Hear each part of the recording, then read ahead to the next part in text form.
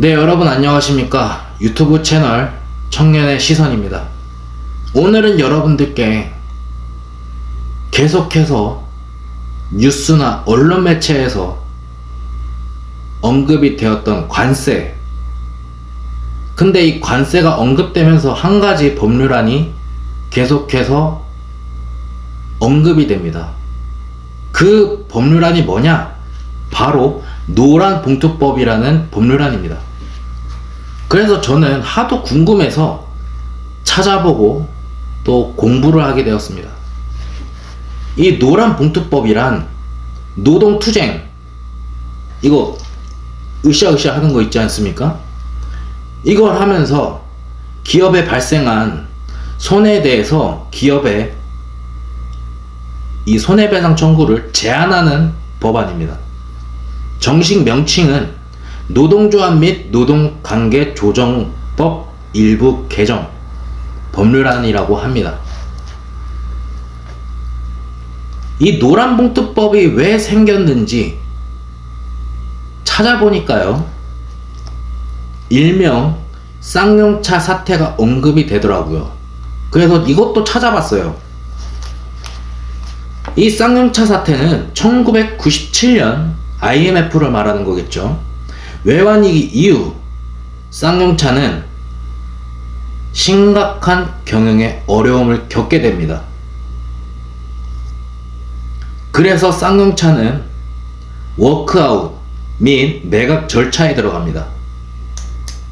이것을 통해서 어떻게든 기업을 지키고 회사 경영을 정상화시키는 데 노력을 기울입니다. 이 과정 속에서 2009년 4월경 쌍용차는 회사 직원 36%를 감축하게 됩니다. 이에 노동자분들은 반발하여 약 77일간 파업에 들어갑니다.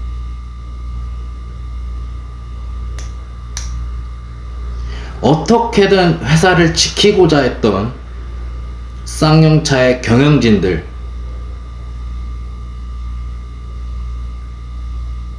그리고 직원 감축에 대한 노동자분들의 반발, 이게 충돌하게 된 사태라고 전 봅니다. 그러면 도대체 노란봉투법에 뭐가 문제가 있길래 네가 이렇게 영상까지 찍냐? 그 부분에 대해서 정확히 짚어드리도록 하겠습니다. 이 노란봉투법에는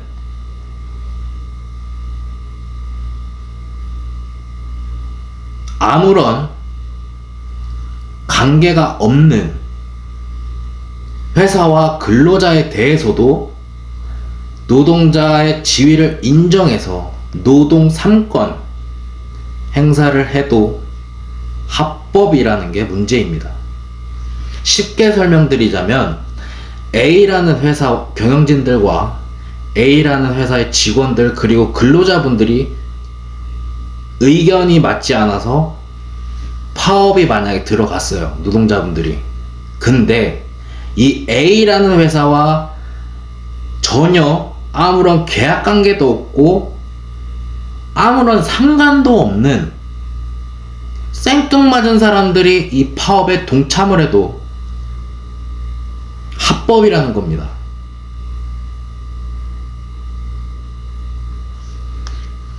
그리고 두 번째, 이렇게 되다 보면 불법 파업을 조장할 수도 있다는 문제점이 있습니다. 불법적인 파업으로 인해서 기업에 발생된 손해에 대해서 기업은 그 파업에 그 어떤 누가 왔어도 손해배상을 청구할 수 없습니다.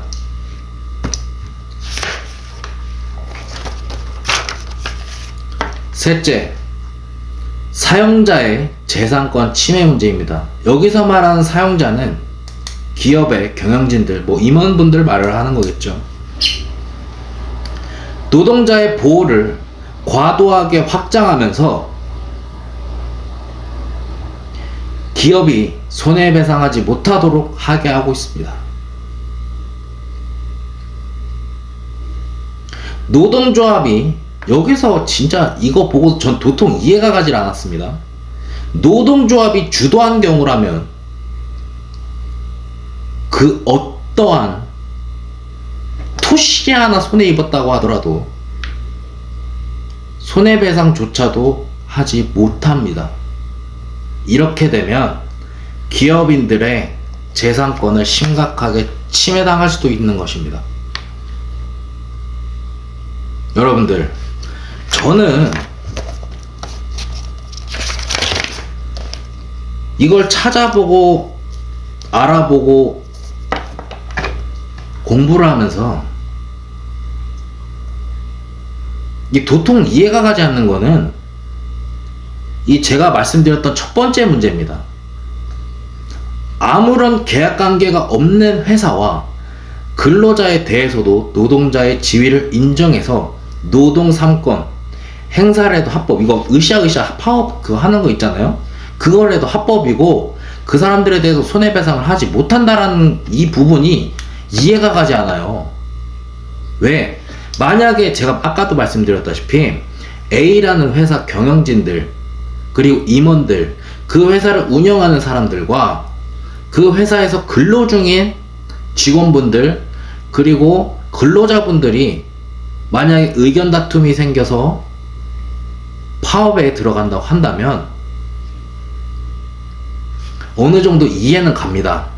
근데 생뚱맞게 이 A라는 회사 근로자도 아니고 직원도 아닌 사람들이 노조에 가입했다, 우리도 할 수 있다, 이 명분 하나만으로 이 A라는 회사 파업에 동참을 했어요. 했는데 이 A라는 회사에서는 이 A라는 회사와 아무런 관련도 없는데 노동조합에 가입했다는 이유 하나만으로 이 파업에 동참한 이 사람들에 대해서 손해배상을 할 수가 없게끔 제한을 걸어요.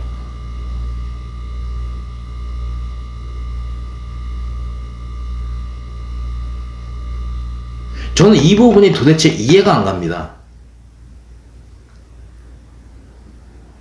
A라는 회사를 운영 중인 경영진들과 그리고 A라는 회사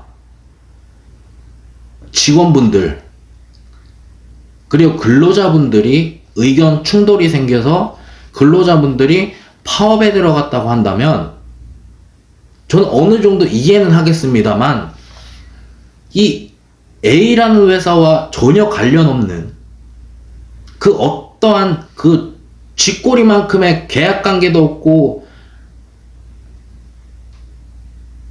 그냥 쉽게 말하자면 그냥 길 지나가는 사람? 길 지나가는 사람인데 노동조합에 가입되어 있는 사람이 이 파업에 동참을 해요. 그러면 이 사람에 대해서는 저는 손해배상 청구를 해야 된다고 생각을 합니다. 근데 이 사람한테 조차도 손해배상을 못하게끔 만드는 법안이 노란봉투법안입니다. 여러분들은 이해가 가십니까?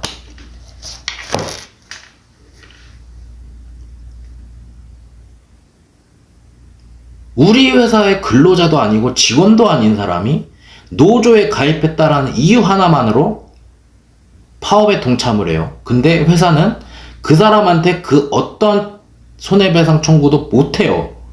법적인 문제를 제기할 수 없다라는 것입니다. 여러분들의 생각은 어떠십니까? 저는 개인적인 의견입니다만 도통 이해가 가지 않습니다. 그리고 저는 개인적으로 이렇게 생각합니다. 물론 근로자분들의 근로 환경이라든가 이런 건 회사와 이야기를 해서 조금씩 하나하나 개선해 나가면 되는 것입니다. 그리고 회사가 있어야지만 직원분들과 근로자분들이 있다고 저는 생각을 합니다. 만약에 회사가 한날 아침에 사라져요. 그러면 그 회사를 다니고 있던 근로자분들 하루 한 날 갑자기 백수되는 겁니다. 기업이 살아야 내가 일할 수 있는 지금의 내 생활 패턴을 이어서 나갈 수 있다라고 전 생각을 합니다. 무조건적으로 노동자분들의 입장을, 그 한쪽 편의 입장에 대해서만 법안을 계속해서 만들어내고 이런다는 건 기업인들을 사지로 몰아넣는 것과 다름이 없다라고 저는 생각을 합니다. 그리고 저 또한 이 나라 대한민국에서 직장 생활을 하고 있는 20대 청년입니다. 기업이 살아야 근로자도 있다고, 그리고 기업이 살아야 내가 일하고 있는 환경의 처우 개선도 될 수 있다고 생각합니다. 기업은 점점점 힘들어져 가는데 이거 해달라, 저거 해달라, 월급 올려달라, 보너스 더 달라, 상여금 더 달라, 돈 내놔라, 돈 내놔라 계속 이렇게 하면 올바르지 않다고 저는 생각을 합니다. 기업이 잘 되고 기업이 살아야 뭔가 내가 이거는 좀 개선해 주셨으면 좋겠습니다 라고 했을 때 기업도 알겠습니다, 반영해 보도록 하겠습니다 라는 답변이 오는 것이지, 기업조차도 어려워 죽겠는데 이거 해달라, 저거 해달라, 돈 내놔라, 상여금 달라, 뭐 어쩌고저쩌고 별의별 명분 잡아갖고 돈 더 달라 그러면요, 그 기업을 운영하고 있는 운영진들, 경영진들과 사장, 그 기업인들은 죽어나가는 소리예요. 회사가 어떻게 되든 말든 돈 내놔, 돈 내놔, 돈 내놔. 이거는 올바르지 않다고 저는 지금 말을 하고 있는 것입니다. 그리고 제가 저번 영상에서 업로드하고 난 이후에 제 말하는 속도가 좀 느리다고 생각하시는 분들이 있을 수 있습니다만,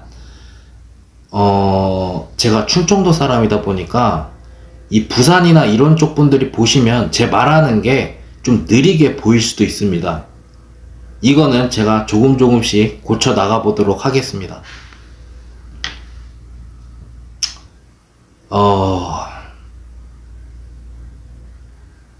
여러분,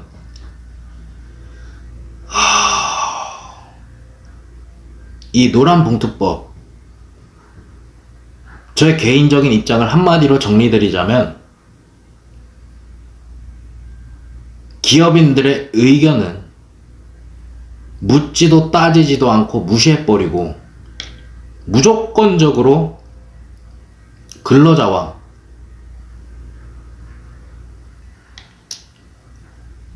노조에 편향된 법안이라는 생각이 듭니다. 기업이 운영하는 데 있어서 어려움을 겪든 말든 무조건적으로 노조원들과 근로자의 의견은 무조건적으로 반영을 해라. 이거는 전 올바르지 않다고 생각이 듭니다. 기업이 살아야